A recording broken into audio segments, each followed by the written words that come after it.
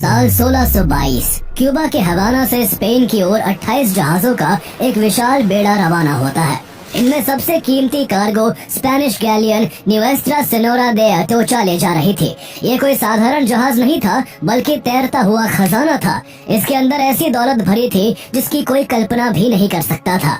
हजारों silver bars, 2.5 lakh से ज्यादा सिल्वर कॉइन्स, सैकड़ों गोल्ड बार्स और रेयर एमरल्ड्स, जिनका साइज और क्वालिटी आज भी हैरान कर देती है। लेकिन किस्मत को कुछ और ही मंजूर था। स्पेन पहुंचने से पहले ही फ्लोरिडा कीज के पास अटोचा का सामना एक भयंकर हरिकेन से होता है और समुद्र की ऊंची लहरों और तूफानी हवाओं के बीच ये जहाज वहीं टूटकर बिखर जाता है। कुछ ही पलों में करोड़ों डॉलर की संपत्ति और 260 लोगों के साथ ये जहाज गहरे समुद्र में समा जाता है। स्पेन ने इसे खोजने में एड़ी चोटी का जोर लगा दिया, लेकिन दशकों की मेहनत के बाद भी उसे सिर्फ असफलता ही हाथ लगी। इसके बाद पूरे 350 साल तक अटोचा का खजाना समुद्र की अंधेरी गहराइयों में दफन पड़ा रहा, जहां धूप की एक किरण तक नहीं पहुंचती थी। समय के साथ ये जहाज सिर्फ कहानियों में ही जिंदा रहा।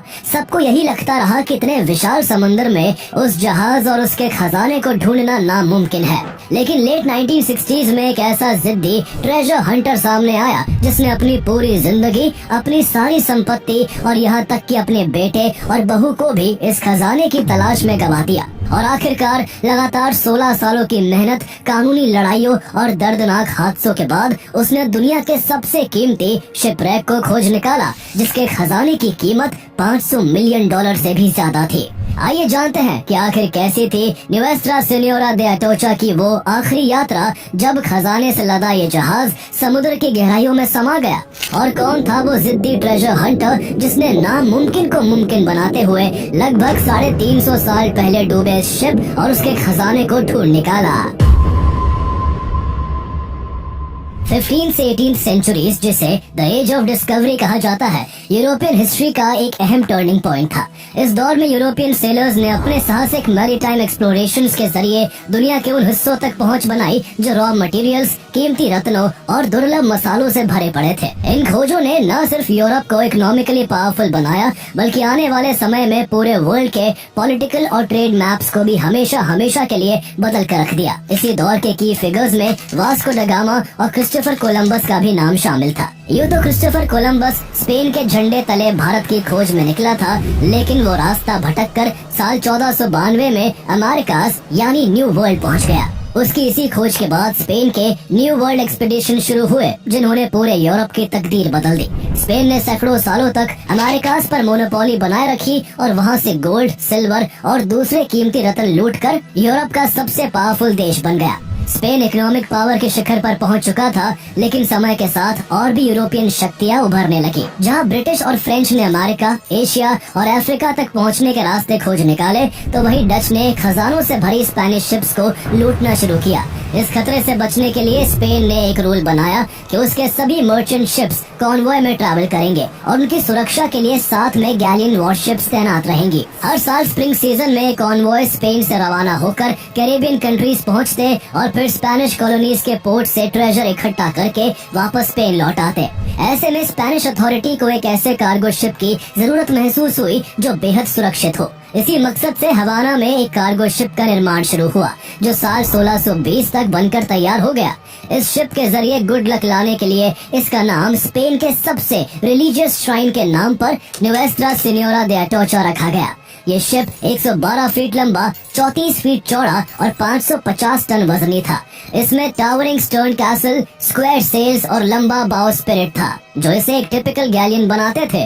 इस बीच सेंट्रल यूरोप के देशों के बीच वर्चस्व को लेकर साल 1618 से शुरू हुआ 30 इयर्स वॉर भयंकर रूप लेता जा रहा था। इसमें शामिल होने के कारण 1622 तक स्पेन की इकोनॉमी कमजोर हो चुकी थी। ऐसे हालात में स्पेनिश क्राउन को युद्ध को जारी रखने के लिए हमेशा नए ट्रेजर के स्पेन पहुंचने की जल्दी रहती थी।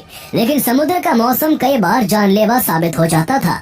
थोड़ी सी देरी नॉर्थ अटलांटिक के विंटर स्टॉर्म्स और साउथ अटलांटिक के खतरनाक हरिकेन्स में जहाजों को फंसा सकती थी।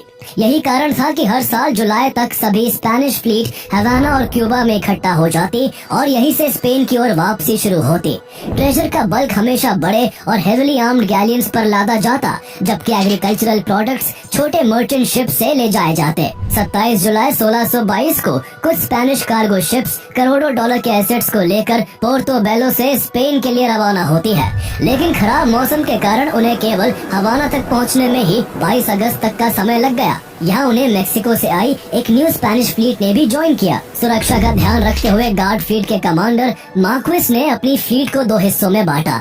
वो खुद कैपिटाना नुएस्ट्रा सेनोरा दे कैंडेलेरिया पर सवार हुए और ट्रेजर का सबसे बड़ा हिस्सा अपने सबसे सुरक्षित कार्गो शिप नुएस्ट्रा सेनोरा दे अटोचा पर लोड करवाया, जिसमें 161 गोल्ड बार्स, करीब 1000 सिल्वर बार्स, 2.5 लाख से ज्यादा सिल्वर कॉइन्स और 50 से ज्यादा बक्से थे, जिनमें कीमती स्टोन्स और एमरल्ड्स रखे गए थे। इसकी कीमत आज के हिसाब से करीब $500 मिलियन थी। इन तैयारियों में 13 दिन और लग गए और करीब 6 हफ्तों की देरी के बाद 28 वेसल्स वाली ये स्पेनिश ट्रेजर फ्लीट आखिरकार 4 सितंबर 1622 को स्पेन की ओर रवाना हो जाती है। हर शिप अपने साथ करोड़ों डॉलर की संपत्ति और सैकड़ों लोगों को लेकर चल रहा था। अकेले अटोचा पर ही 265 लोग सवार थे। शुरुआती 36 घंटों तक सब कुछ ठीक चलता रहा। शिप में मौजूद सभी लोग खुश थे, क्योंकि अब तक उन्हें ना तो डच लुटेरे दिखे और न ही हरिकेन सीजन के बावजूद कोई तूफान सामने आया। सबको लग रहा था कि सफर अब आसान है, लेकिन उन्हें कहाँ पता था कि अटोचा का सामना अब ऐसे भयंकर हादसे से होने वाला है जिसकी गूंज सैकड़ों साल बाद भी सुनी जाएगी। 6 सितंबर की सुबह आखिरकार फ्लीट में शामिल सभी शिप्स फ्लोरिडा कीज की गहराइयों में एंटर कर जाती है। समुद्र उस वक्त बिल्कुल शांत और नीला था। कुछ लोग अब भी अपने कैबिन में नींद का मजा ले रहे थे, तो कोई डेक पर आकर फ्लोरिडा के मनमोहक नजारों का आनंद उठा रहे थे। चारों तरफ जहाँ तक नजर जाती थी सिर्फ अथाह पानी था। दूर दूर तक जमीन का कोई निशान नहीं था, मानो अटोचा पर सवार लोगों के लिए पूरी दुनिया सिर्फ समुद्र ही बन गई हो। लेकिन ये सुकून ज्यादा देर तक कायम नहीं रहा। मौसम अचानक करवट लेता है और हल्की हवा तेज झोंकों में बदलने लगती है और समुद्र की लहरें ऊपर उठने लगती है। सोए हुए लोग भी घबरा कर उठ जाते हैं। देखते ही देखते आसमान काले बादलों से भर जाता है। बिजली की कौंध और गरजते बादल माहौल को और डरावना बना देते हैं। डेक पर अफरा तफरी मच जाती है। क्रूमैन चीखते हुए रिगिंग पर चढ़कर तेजी से सेल समेटने में जुट जाते हैं और एंकर्स को नीचे फेंककर शिप को रीफ से बचाने की बेताब कोशिशें शुरू हो जाती है। लेकिन हवाओं की रफ्तार इतनी तेज होती है कि पूरा जहाज बेकाबू होकर जोर जोर से हिलने लगता है। अटोचा पर सवार लोग घबराकर चीखने चिल्लाने लगते हैं। उनकी आंखों में मौत का डर साफ झलक रहा था। तभी बिना किसी चेतावनी के अचानक समुद्र में एक तेज वेव उठती है जो सीधी अटोचा पर टकराती है। इससे जहाज अनबैलेंस होकर समुद्री पहाड़ से जा भिड़ता है। टक्कर इतनी भीषण होती है कि जहाज का मेन मास्ट टूटकर अलग हो जाता है। बो में बड़ा छेद हो जाता है और देखते ही देखते अटोचा के अंदर पानी भरना शुरू हो जाता है। कुछ ही मिनटों में 112 फीट लंबा और 550 टन वजनी ये ग्रेट गैलियन करोड़ों डॉलर के ट्रेजर और 260 लोगों के साथ समुद्र में समा जाता है। मौत के इस खेल के बीच भी अटोचा में सवार 5 लोगों की किस्मत अच्छी थी। वो जहाज के माइजन मास से बंधे हुए थे जो अब भी पानी के ऊपर तैर रहा था और उसी सहारे उनकी जान बच जाती है। इस भयानक हादसे में अटोचा के अलावा 7 और शिप्स समुद्र में हमेशा के लिए दफन हो जाते हैं।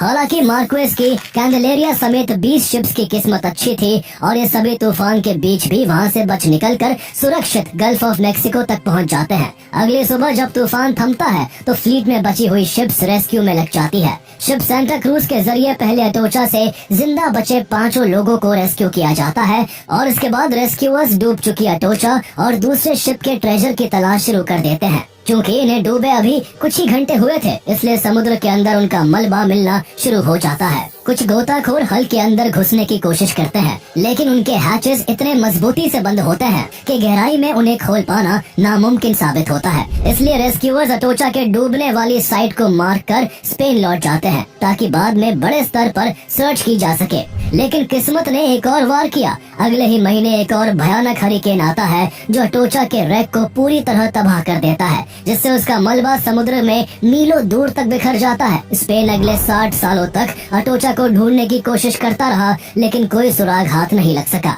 ऐसा लगता था जैसे समुद्र ने ट्रेजर समेत पूरे जहाज को हमेशा के लिए निगल लिया हो। गुजरते वक्त के साथ धीरे धीरे लोग अटोचा की कहानी भूलने लगे, लेकिन 347 साल बाद किस्मत ने एक बार फिर करवट ली और ये भूली बिसरी कहानी अचानक सुर्खियों में आ गई। स्पेनिश रेस्क्यूअर्स को अटोचा की डूबने वाली लोकेशन पर कुछ न मिलने के बाद उसका रैक सदियों तक फ्लोरिडा की अथाह गहराइयों में बिना छेड़े पड़ा रहा। लेकिन ये भूला बिसरा शिपरेक अचानक फिर सुर्खियों में तब आया जब 1960 में shipwreck historian John S Potter junior ने द ट्रेजर डाइवर्स गाइड नाम की एक बुक पब्लिश की। इस किताब में कई हाईली एक्सपेंसिव स्पेनिश रैक्स और उनकी पोटेंशियल लोकेशंस का जिक्र था। इस किताब के पब्लिश होते ही छोटे छोटे ट्रेजर हंटर फ्लोरिडा के शैलो कोस्टल वाटर्स में खजानों की तलाश शुरू करने लगे। इसी से प्रभावित होकर एक बिल्डिंग कॉन्ट्रैक्टर किप वैगनर ने भी ठान लिया कि वो इन कीमती शिपरेक को खोज कर ही दम लेगा। उसने कुछ और ट्रेजर हंटर्स के साथ मिलकर रियल 8 नाम की एक कंपनी बना ली और यहीं से उसने कैलिफोर्निया के famous treasure hunter Mel Fisher को फ्लोरिडा आने का न्योता दिया। मेल फिशर को डूबे जहाजों की कहानियों का जुनून बचपन से ही था। स्कूल के दिनों में वो लाइब्रेरी में पायरेट्स और संकन गोल्ड की कहानियां पढ़ते रहते थे। पढ़ाई पूरी करने के बाद 1950s में उन्होंने स्कूबा डाइविंग गियर डेवलप करने में पायनियरिंग काम किया और बाद में कैलिफोर्निया में खुद की डाइव स्कूल खोली, जहां कुछ ही सालों में उन्होंने अपनी वाइफ के साथ मिलकर 60,000 से ज्यादा लोगों को डाइविंग सिखाई। लेकिन उनका दिल हमेशा ओशन और उसमें डूबे ट्रेजर्स में लगा रहता था। उन्होंने कैरेबियन कंट्रीज में कई शिपरेक एक्सपेडिशंस भी सक्सेसफुली पूरे किए थे, इसलिए जब उन्हें फ्लोरिडा में चल रही सर्च एक्टिविटीज का पता चला तो उनका इंटरेस्ट और गहरा हो गया। उन्होंने जल्दी ही रियल 8 कंपनी के साथ एक एग्रीमेंट कर लिया और फ्लोरिडा में एक और स्पेनिश शिपरेक 1715 फ्लीट की खोज शुरू कर दी। पहले ही साल उन्हें उस संकन फ्लीट से गोल्ड और सिल्वर हाथ लगा। इससे उनके अंदर ये यकीन और पुख्ता हो गया कि अगर फ्लोरिडा की को सही ढंग से खोजा जाए तो समुद्र की गहराइयों से करोड़ों की संपत्ति निकाली जा सकती है। यहीं से उनका ध्यान न्यूएस्ट्रा सेन्योरा दे अटोचा की ओर गया। पायरेट लोर में अटोचा को घोस्ट गैलियन कहा जाता था, क्योंकि लोगों का मानना था कि ये कभी थी ही नहीं। लेकिन मेल फिशर को भरोसा था कि अटोचा सिर्फ इसलिए नहीं खोजी जा सकी क्योंकि किसी ने उसे शिद्दत से खोजा ही नहीं, और यही शिद्दत उनके अंदर थी। उन्होंने कैलिफोर्निया में अपनी सारी संपत्ति बेच दी और परिवार और कुछ साथियों के साथ 1968 में फ्लोरिडा के की वेस्ट में आकर बस गए। उन्होंने अटोचा की खोज को ही अपनी जिंदगी का मिशन बना लिया। मेल फिशर ने 17th सेंचुरी के एक डॉक्यूमेंट को आधार बनाया जिसमें अटोचा के डूबने का जिक्र था। उसी के सहारे उन्होंने अपने साथियों के साथ फ्लोरिडा के मैटकुम्बे कीज एरिया में अटोचा को तलाशना शुरू कर दिया। एक साल में उन्होंने 1 लाख माइल्स के एरिया को बारीकी से सर्च किया, लेकिन उन्हें यहाँ अटोचा का कोई सुराग नहीं मिला। धीरे धीरे उनका हौसला टूटने लगा। लोग उनका मजाक उड़ाते थे क्योंकि उन्होंने अटोचा की खोज के लिए अपनी सारी संपत्ति बेच दी थी। लेकिन मेल फिशर हार मानने वालों में से नहीं थे। जब भी उनका क्रू या फैमिली डिमोटिवेट होती तो सिर्फ एक ही लाइन कहते, टुडे इज द डे, यानी क्या पता आज ही वो चीज मिल जाए जिसका इंतजार है। ये लाइन सुनकर सभी का जोश फिर से लौट आता। मेटकुम्बे कीज एरिया बार बार सर्च करने के बाद भी जब अटोचा का नामो निशान नहीं मिला तो मेल फिशर ने ट्रेजर हिस्टोरियन यूजीन लियोन से हाथ मिला लिया। फिशर ने उनसे कहा कि रिकॉर्ड्स खंगाल कर ये पता लगाया जाए कि अटोचा आखिर एग्जैक्टली कहाँ डूबी थी। इसके बाद यूजीन लियोन सेविल के स्पेनिश आर्काइव्स पहुँचे और पुराने रिकॉर्ड्स को खंगालना शुरू कर दिया। काफी खोजबीन के बाद उन्हें वहाँ एक डॉक्यूमेंट मिला जो अटोचा के डूबने के 4 साल बाद लिखा गया था। उसमें उस ग्रुप का जिक्र था जिसने अटोचा को खोजने की कोशिश की थी। डॉक्यूमेंट से पता चला कि स्पेनिश टीम ने अपना सर्च अभियान मार्क्वेसास कीज में चलाया था और कुछ मार्किंग भी की थी। ये जगह मेल फिशर की सर्च लोकेशन से 100 माइल से भी ज्यादा दूर थी। इससे मेल फिशर को अपनी गलती समझ में आ गई। उन्होंने तुरंत अपने क्रू के साथ अपनी वेसल नई लोकेशन की ओर मोड़ दी और यहीं से अटोचा की रियल डिस्कवरी की जर्नी शुरू हो गई।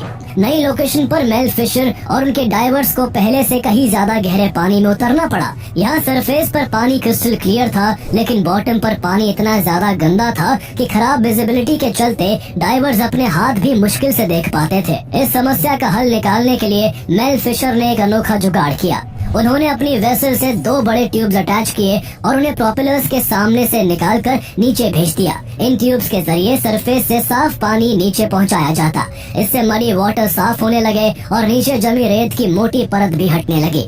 धीरे धीरे उसके नीचे दबे ऑब्जेक्ट्स भी डाइवर्स को साफ नजर आने लगे। मेल फिशर और उनका क्रू कई महीनों तक इसी तरह समुद्र की गहराइयों में सर्च करता रहा। मई 1971 में एक दिन जब ऊपर से साफ पानी नीचे पहुंचा और सैंड हटा तो उन्हें एक एंकर नजर आया। भले ही ये ट्रेजर नहीं था, लेकिन ये मेल फिशर की टीम के लिए एक पहला बड़ा क्लू था कि शायद असली खजाना अब उनसे दूर नहीं है। हालांकि कई लोगों का मानना था कि ये एंकर किसी और गैलियन का भी हो सकता था, क्योंकि इस पर कोई पहचान का निशान नहीं था। लेकिन मेल फिशर अलग ही मिट्टी के इंसान थे।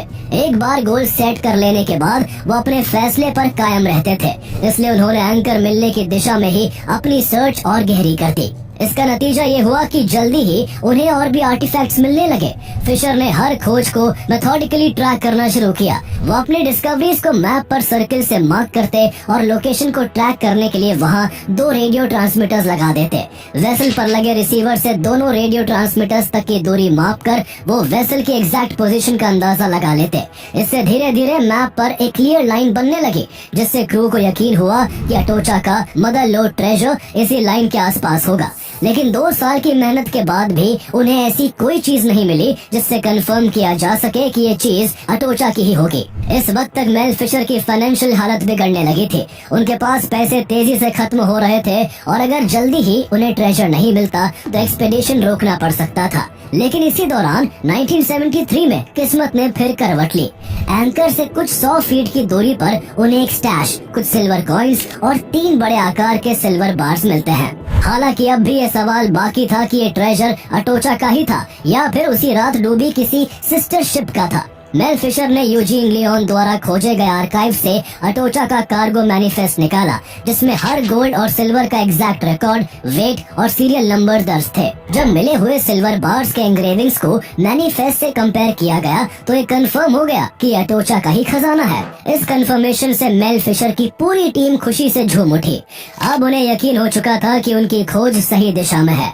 ये डिस्कवरी उनके लिए न सिर्फ मोरल बूस्टर थी, बल्कि फाइनेंशियली भी उन्हें इससे सपोर्ट मिला। शुरुआत में इन्हें बेचने में उन्हें दिक्कत भी आई, क्योंकि 300 साल से ज्यादा वक्त तक ओशन में दबे रहने से सिल्वर पर गंदगी की मोटी परत जम गई थी। इसलिए एक वर्कशॉप सेट की गई और एक प्रोडक्शन लाइन डेवलप की गई, जिसमें बार्स को साफ करके वापस चमकाया गया। इनसे उन्हें अच्छा खासा पैसा मिला और एक्सपेडिशन में नई जान आ गई। लेकिन जब सब बिल्कुल सही ट्रैक पर था, तभी कहानी में एक नया मोड़ आ गया।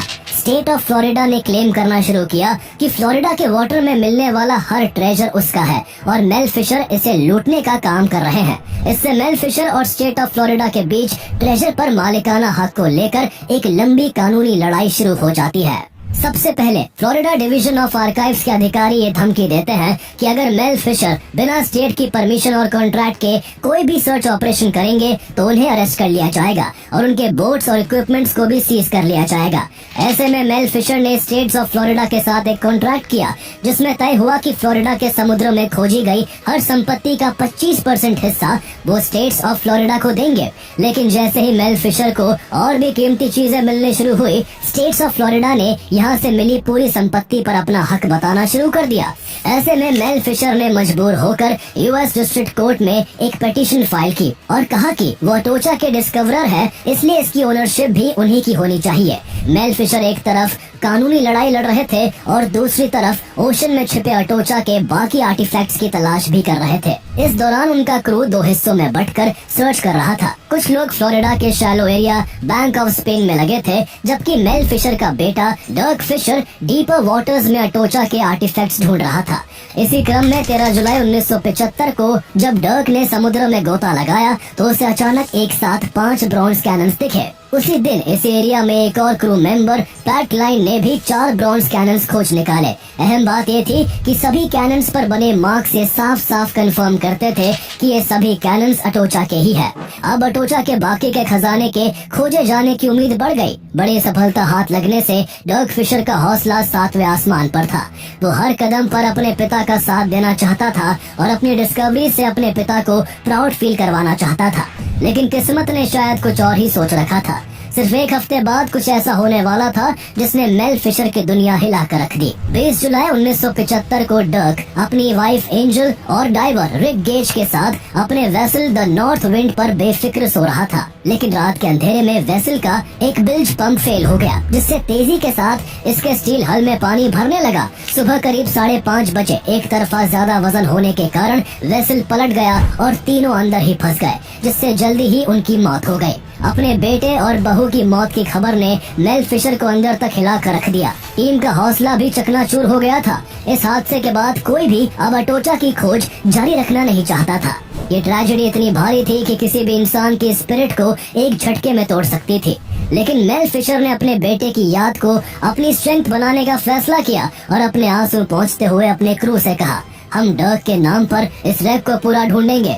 अब उनके लिए ये खोज केवल गोल्ड और सिल्वर पाने का मिशन नहीं रही, बल्कि उनके लिए ये एक ड्रीम बन चुका था, जिसे वो अपने बेटे और बहू की आत्मा की शांति के लिए पूरा करना चाहते थे। इस ट्रेजेडी के बाद इन्वेस्टर्स पैसे लगाने में हिचक रहे थे, जिस कारण मेल फिशर पर लगातार फाइनेंशियल प्रेशर बढ़ता जा रहा था। लेकिन इसके बावजूद मेल और उनकी वाइफ डोलोरेस ने मिशन को किसी भी हाल में कंटिन्यू रखा। उन्होंने अपने तरीके बदले और मैग्नेटोमीटर एंड साइड स्कैन सोनर जैसे मॉडर्न इक्विपमेंट का इस्तेमाल शुरू किया।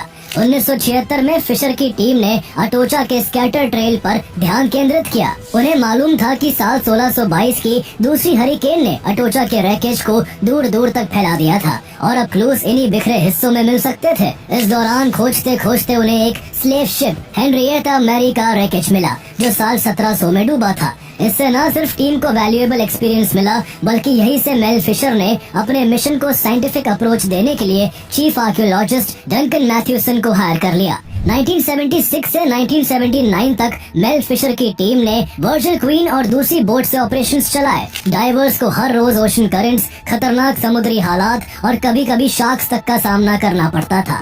इस दौरान उन्हें कुछ सिल्वर कॉइन्स और कुछ गोल्ड बार मिले, लेकिन असली मदर लोड अब भी हाथ नहीं आया था। 70s के आखिर तक मेल फिशर अटोचा की खोज में $6 मिलियन से ज्यादा खर्च कर चुके थे। अब उन पर पैसे की तंगी ऐसी थी कि मेल को अपना घर तक गिरवी रखना पड़ा। इस मुश्किल घड़ी में उन्होंने क्यूबन रेफ्यूजी डाइवर्स को हायर किया, जो समुद्र की गहराइयों में उतरने से नहीं डरते थे। 1978 में उनकी टीम ने अटोचा की सिस्टर शिप सेंटा मार्गरीटा के कुछ हिस्सों पर काम शुरू किया और 1980 तक उसका मेन रैकेज ढूंढ लिया। यहाँ से $25 मिलियन से ज्यादा का ट्रेजर मिला, जिसमें gold bars, jewellery, silver coins और बॉल स्टोन्स शामिल थे। इस सक्सेस ने न सिर्फ क्रू का हौसला बढ़ाया, बल्कि इन्वेस्टर्स का कॉन्फिडेंस भी वापस आ गया। उन्होंने एक फ्लोटिंग म्यूजियम भी खोला, जहां आर्टिफैक्ट्स को डिस्प्ले किया जाता था। इसी बीच अटोचा के स्कैटर एरिया से नेविगेशनल इंस्ट्रूमेंट्स, आर्मामेंट्स और सिरेमिक वेसल्स भी निकाले गए, जिन्हें फ्लोटिंग म्यूजियम में ही रखा गया। इस दौरान ट्रेजर पर ओनरशिप को लेकर लीगल बैटल भी चरम पर थी। फ्लोरिडा स्टेट ट्रेजर पर अपना हक जता रही थी, जबकि फिशर और उनके लॉयर्स का तर्क था कि ये सब इंटरनेशनल वाटर्स में है और इस पर लीगली ट्रेजर सेल्वर्स का हक बनता है। लंबी कानूनी लड़ाई के बाद 1 जुलाई 1982 को वो ऐतिहासिक दिन आया जब सुप्रीम कोर्ट ने मेल फिशर के पक्ष में फैसला सुनाया। कोर्ट ने साफ कहा कि ट्रेजर की 100% ओनरशिप ट्रेजर सेल्वर्स को मिलेगी। ये विक्ट्री फिशर के लिए गेम चेंजर थी। अब उनका मिशन लीगली सुरक्षित था और साथ ही टीम का मनोबल और इन्वेस्टर्स का भरोसा दोनों नई ऊंचाइयों पर पहुंच गया। इसके बाद 1983 में फिशर ने अपनी सर्च को और भी मॉडर्न टेक्नोलॉजी से लैस कर दिया। सब बॉटम प्रोफाइलर जैसी एडवांस टेक्नोलॉजी अपनाई गई, जिससे समुद्र की सतह के नीचे दबे ऑब्जेक्ट्स डिटेक्ट हो सके। डाइवर्स स्कूबा गियर पहनकर घंटों पानी की गहराई में रहते और आर्टिफैक्ट्स निकालकर कंजर्वेशन लैब में साफ और रिजर्व करते। अटोचा के हल पार्ट्स, बॉल स्टोन्स और आयरन कैनन बॉल्स तक सरफेस पर लाए गए। मेल का दूसरा बेटा केन फिशर अब एक्सपेडिशन का कैप्टन था और 20 से 30 लोगों की टीम महीनों तक सी में कैंप करती थी। बीच बीच में तूफान बाधा डालते, लेकिन खोज रुकती नहीं थी। 1983 में जब टीम लाइन के अलोंग सर्च कर रही थी, तो अचानक मैग्नेटोमीटर ने तेज सिग्नल दिखाया। डाइवर्स ने साउथ ईस्ट डायरेक्शन में मेटालिक ऑब्जेक्ट्स देखे और जब उन्हें मैप पर प्लॉट किया गया, तो ओरिजिनल लाइन से एक नई ब्रांच लाइन बनी। टीम को मालूम था कि जहाज डूबते वक्त टूट गया था, इसलिए उसका मलबा अलग अलग दिशाओं में बिखरा होगा। उन्होंने इस नई लाइन को फॉलो किया और छोटे छोटे ट्रेजर्स लगातार मिलते रहे। 1984 तक अटोचा की खोज रंग दिखाने लगी। 1,14,000 सिल्वर कॉइन्स और कई गोल्ड बार्स खोजे गए। उन्हें 43 गोल्ड चेन्स भी मिली जिनकी टोटल लेंथ 180 फीट थी।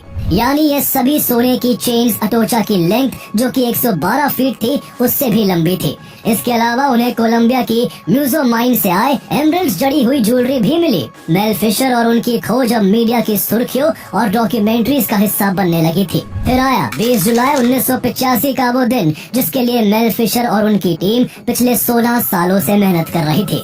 20 जुलाई को जब मेल फिशर अपना रूटीन वर्क कर रहे थे तब डॉन्टलेस वेसल के कैप्टन केन फिशर ने रेडियो पर मेल को एक मैसेज भेजा, put away the charts, we have got the mother lode. दरअसल केन को सोनार स्कैनर पर एक बड़ा और धुंधला ऑब्जेक्ट दिखाई दिया था। इसके बाद डाइवर्स तुरंत पानी में उतरे। उन्हीं में से एक ग्रेग वॉरहैम नाम के डाइवर ने अपने इंस्टिंक्ट पर 100 यार्ड्स ईस्ट की तरफ जाने का फैसला किया और वहां उन्होंने देखा कि एक 80 फुट लंबा शिपरेक पड़ा हुआ है। उनके चारों ओर सोने और चांदी के बार्स और चांदी के सिक्कों से भरे चेस्ट बिखरे पड़े थे। मेल फिशर और उनकी टीम ने आखिरकार अटोचा का मदर लोड ढूंढ लिया था और ये डिस्कवरी बिल्कुल उसी दिन हुई जिस दिन डर्क, एंजल और रिक की मौत के एग्जैक्ट 10 साल पूरे हुए।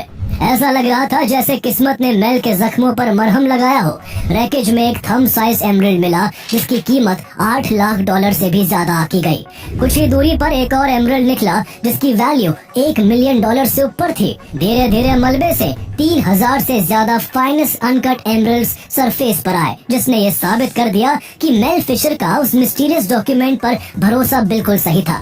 अटोचा से निकले ट्रेजर की कीमत आज के हिसाब से करीब $500 मिलियन की थी। की वेस्ट में मेल फिशर ने मेल फिशर मैरीटाइम म्यूजियम स्थापित किया जहां आज भी अटोचा से निकले आर्टिफैक्ट्स और ट्रेजर रखे हुए हैं। विजिटर्स अब इन सोने चांदी की बार्स, चेन्स, सिक्कों और एमरल्ड्स को देखते हैं तो उनके सामने सिर्फ एक शिप का इतिहास नहीं खुलता बल्कि इंसानी जज्बे, संघर्ष और उम्मीद की सबसे बड़ी कहानी भी सामने आती है। कई क्रिटिक्स इस म्यूजियम को आर्कियोलॉजी की लूट मानते हैं, लेकिन एडमायरर्स के लिए ये साहस और परसिवरेंस का जीता जागता उदाहरण है, क्योंकि मेल ने 16 साल की लगातार मेहनत से साबित किया था कि अगर किसी चीज के पीछे मेहनत, ईमानदारी और शिद्दत से लगा जाए तो नामुमकिन सपने भी हकीकत बन जाते हैं। 1998 में मेल फिशर की मौत हो गई, लेकिन उनका परिवार और क्रू आज भी उनकी लेगेसी को आगे बढ़ा रहा है। 2014 में Guinness book of world records ने अटोचा की खोज को the most valuable shipwreck ever recovered घोषित किया। आज जब दुनिया अटोचा का नाम लेती है